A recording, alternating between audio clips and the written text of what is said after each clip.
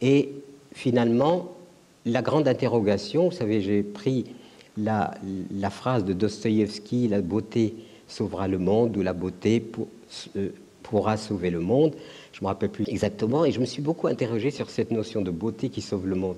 Je me suis dit, bon, est-ce que nous avons beaucoup de musique, nous avons beaucoup de tableaux, nous avons beaucoup de monuments extraordinaires, mais est-ce que ça a sauvé le monde? Non.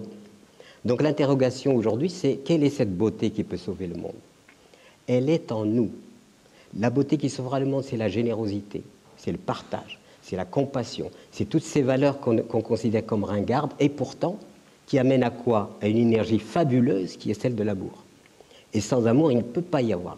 L'autre élément pour aboutir à cela, on me dit les alternatives, d'accord, mais je dis aux gens, vous pouvez manger bio, recycler votre eau, vous chauffer solaire, et exploiter votre prochain, c'est pas incompatible, c'est pas les alternatives, vous voyez.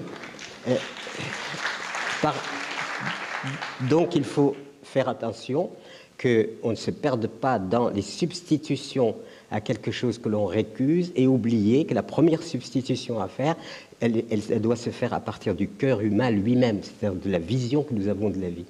Et si nous ne forgeons pas une vision comme celle-là, eh bien, on finira par, évidemment, probablement disparaître.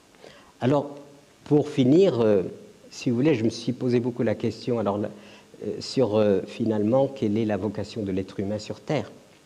Nous avons une vision, malheureusement, d'une planète qui est pourtant magnifique, mais que nous ne voyons pas comme un présent extraordinaire du destin. Elle est toute petite, finalement, perdue dans un immense désert sidéral. Et tout ce que nous trouvons à faire, c'est la voir comme, disons, un gisement de ressources qu'il faut piller jusqu'au dernier poisson, jusqu'au dernier arbre, etc. Là, il a l'intelligence radicale et profonde. Si nous ne voyons pas cette vision-là et la changer,